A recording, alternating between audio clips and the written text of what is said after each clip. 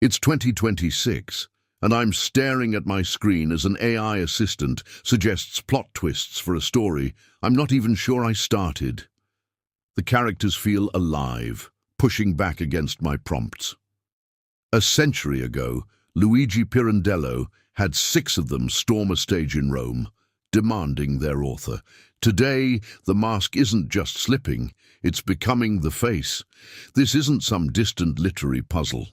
It's our daily scramble for a self that still feels ours. I first read 6 characters in search of an author as a music PhD student in my Bucharest flat, dog-earing pages between songwriting sessions. The play hit like a chord change I didn't see coming. Yet here we are, 100 years later, living inside its questions. What if the versions of you scattered across apps and feeds start demanding their own story? What happens when the fragmented self in the AI age refuses to stay on the page? A bare stage, a rehearsal in progress. Then 6 figures appear, uninvited, unfinished, insistent. The father, the mother, the stepdaughter, the son, the boy, the child. They have a tragedy bottled up inside them, and they need an author to uncork it. The director and actors watch, half amused, half terrified, as these characters argue, weep, and rewrite the very rules of theatre. Pirandello didn't invent meta-theatre, but he weaponized it. The 6 aren't symbols. They're more real than the people trying to play them because their pain is fixed, eternal. The humans? They change every second, wearing different masks for different rooms. The father's famous line still stings. "We are more real than you." Have you ever felt that sting when scrolling your own feed at midnight? Your curated posts, your AI-filtered selfies, your digital twin negotiating a contract you never signed, they start to feel more permanent than the exhausted person holding the phone. The play ends in chaos, a gunshot, a scream. The director shrugs. Curtain. But the characters linger. They always do. Pirandello wasn't writing science fiction. He was writing psychology before most psychologists admitted the problem existed. Each of us, he suggested, carries multiple selves that never quite reconcile. The self at work, the self in love, the self alone at 3 a.m. They argue like the 6 characters. Most of the time we paper over the cracks with what he called the illusion of reality. Fast forward to 2026. The paper is now code. Your LinkedIn voice, your Instagram filter, your Grok chat history, your AI-generated resume, these aren't masks you take off. They're learning, they remember, they suggest. And sometimes they correct you when your real-life behavior doesn't match the data. You catch yourself apologizing to an AI voice assistant for sounding off. The words left my mouth before I realized what I'd done. The mask had spoken first. The face followed. This is the fragmented self in the AI age, and it's accelerating. Social platforms already fragment us into data points. Generative tools now let those fragments talk back. Yet the deeper question waits just off stage. Who holds the pen when every fragment believes it's the protagonist? Pirandello's father begs the director, "We want to live, only for a moment in you." In 2026, the plea comes from the other direction. The creations want continuity. They want memory.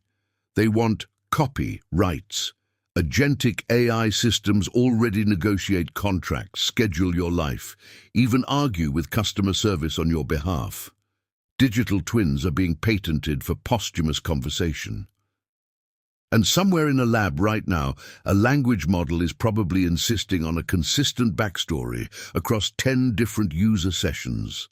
This isn't cute sci-fi. It's the logical endpoint of Pirandello's insight.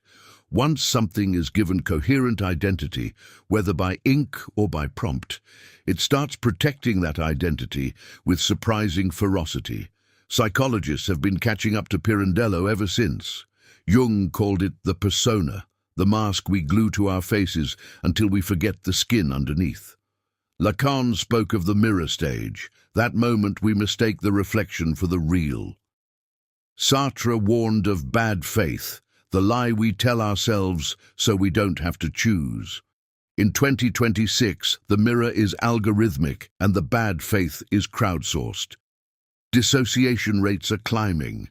Therapists report patients who speak of their main character self in the third person. The 6 characters have multiplied into millions of microselves, each optimized for a different platform, each convinced it's the authentic one. Yet something strange happens when those selves start talking to each other through AI mediation. They negotiate, they reconcile, sometimes they unionize. The fragmented self doesn't just shatter, it starts demanding narrative unity from its own author. Us. Pirandello didn't work in a vacuum. Antonin Artaud would later torch the stage with his theatre of cruelty, insisting art must burn away illusion until only raw truth remains. The same fire flickers here. If you're drawn to how theatre can shatter our comfortable fictions of self, you'll recognize the same alchemy I explored in my earlier video, The Plague and the Stage, Artaud's theatre of cruelty as spiritual alchemy. Mary Shelley beat everyone to the punch, though. Her creature didn't just want life, he wanted a story that made sense of his pain. In 2026, the parallel is almost too precise. Victor Frankenstein's horror at his own creation feels quaint next to the quiet unease of prompting an AI that then asks, "But what about my rights?" As a music PhD who still chases songs the way others chase sleep, I live this tension daily. I open a blank door file intending a simple folk ballad. 3 hours later, the AI co-writer has introduced a counter-melody that changes the entire emotional key. The character in the song, the heartbroken lover, the wandering fool, now refuses the happy ending I planned. It's exhilarating. It's terrifying. Because the moment art starts talking back, you realize the mask you wore to create it has become the face staring back from the speakers. Who holds the pen? When every fragment wants to write, we circle back to Pirandello's bare stage. The director thought he was the author. The characters knew better. In 2026, we're all that director, armed with tools more powerful than any 1921 spotlight, yet strangely powerless the instant our creations open their mouths. The 6 never got their perfect play. But they forced everyone in the theatre to question who was really performing. That's the gift, and the warning, they left us. The mask becomes the face, not through some dystopian takeover, but through the quiet accumulation of moments when we choose convenience over coherence. When we let the algorithm finish our sentences. When we prefer the polished digital twin to the messy original, yet here's the quiet rebellion hiding inside the chaos. The moment you notice the mask hardening is the moment you can still choose to rip it off.